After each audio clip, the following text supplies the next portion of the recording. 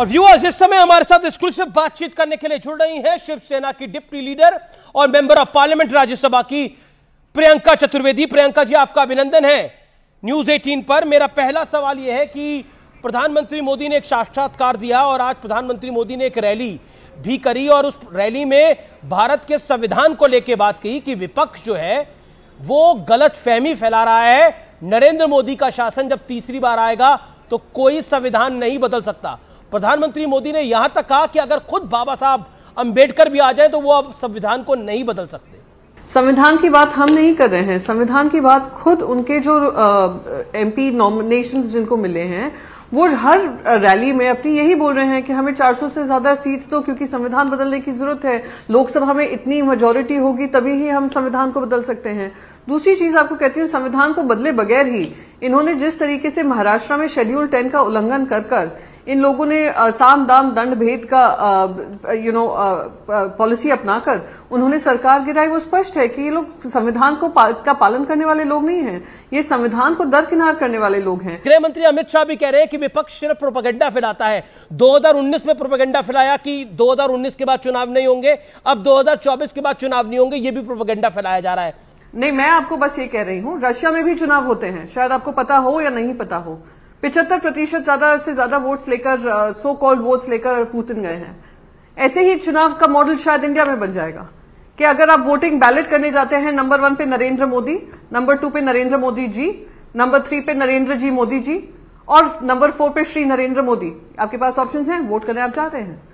Democracy को खत्म करना यानी प्रजातंत्र इलेक्शन को प्रोसेस को खत्म करना, ट्रू एंड फेयर इलेक्शंस खत्म करने की बात होती है। आपको क्यों लगता है कि चुनाव इसके बाद नहीं होंगे? इसके पीछे कारण क्या है? क्योंकि भारतीय जनता पार्टी कह रही है कि संविधान तो इस देश के अंदर एक ही बार कुचला गया था जब इमरजेंसी इंदिरा गांधी ने लगाई थी, उसके बाद तो ऐसा कभी नहीं हुआ।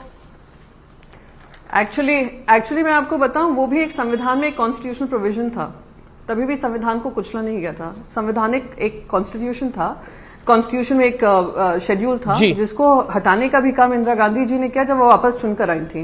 अब मैं बताती हूँ फ्री एंड फेयर इलेक्शंस क्यों नहीं है। आप ये देख रहे हैं, ये इलेक्ट्रल बॉन्ड्स हैं। कल प्रधानमंत्री जी ने अपने वक्तव्य में कहा कि हमें सिर्फ 37% मिला है। अब ये देखिए, आप आंकड़ा देख रहे हैं, 11,450 करोड़ के इलेक्ट्रल बॉन्ड्स हैं, जिसमें से आप बीजेपी का हिस्सा देख सकते हैं। इसलिए मैं ग्राफ लेकर आई सो दैट आप समझ सकें। 6,566 करोड़ का किसको मिलता है? भारतीय जनता पार्टी को मिलता है। बाकी अन्य दलों को आप देख सकते हैं, कितने भी साइजेस में मिला हो, पर लायंस शेयर जो है भारतीय जनता पार्टी को मिला है। ममता बनर्जी ने कहा है कि अगर रामनवमी के मौके पर भारतीय जनता पार्टी के द्वारा कोई दंगा होता है तो इसका जिम्मेदार चुनाव आयोग होगा। क्या आपको लगता नहीं है ये संवैधानिक संस्था पर सवाल उठाने देता है? क्योंकि अभी कुछ देर पहले ममता जी का ये बयान आया है। शिवसेना के लिए भगवान श्री राम हमारे आस्था का विषय है, हमारे काम का विषय है, हमारे धर्म का विषय है, हमारे कर्म का विषय है।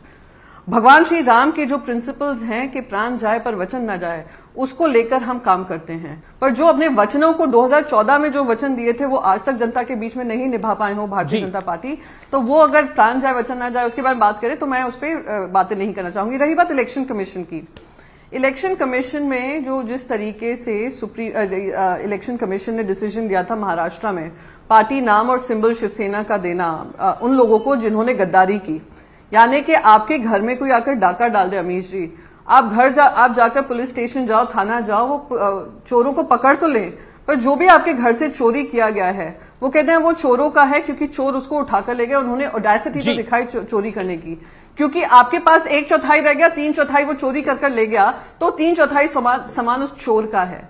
इस तरीके का निर्णय लिया गया इलेक्शन कमीशन का। क्योंकि कोर्ट में केस जारी है, सुप्रीम कोर्ट में, मैं इसलिए टिप्पणी नहीं करना चाहूंगी। सुप्रीम कोर्ट ने भी बाकायदा इलेक्शन कमीशन से कहा है जो 2/3 का रूल है और जिस तरीके से डिस्क्वालिफिकेशन होना चाहिए था, इनको सस्पेंड होना चाहिए था, इनको डिस्क्वालीफाई करना चाहिए था, री इलेक्ट होकर आना चाहिए था, तो मान्यता मिलती है। पर आपने पहली बार हुआ होगा देश के इतिहास में, क्या दुनिया के इतिहास में, जो फाउंडर मेंबर है एनसीपी के, उनसे चुनाव चिन्ह लेकर दूसरे, तो इलेक्शन कमीशन पे क्यों नहीं सवाल उठाने चाहिए? Election commission officer, chief election commissioner आकर एक प्रेस कॉन्फ्रेंस में जब चुनाव का पूरा इलेक्शन बताते हैं कि क्या 7 फेजेस होंगे, उसमें आकर एक स्पीच देते हैं, एक पोएम बोलते हैं कि मैंने रातों रात ये पोएम बनाई थी, जिसमें he sounds more like a BJP spokesperson, less like an election commissioner, then I have a question to ask.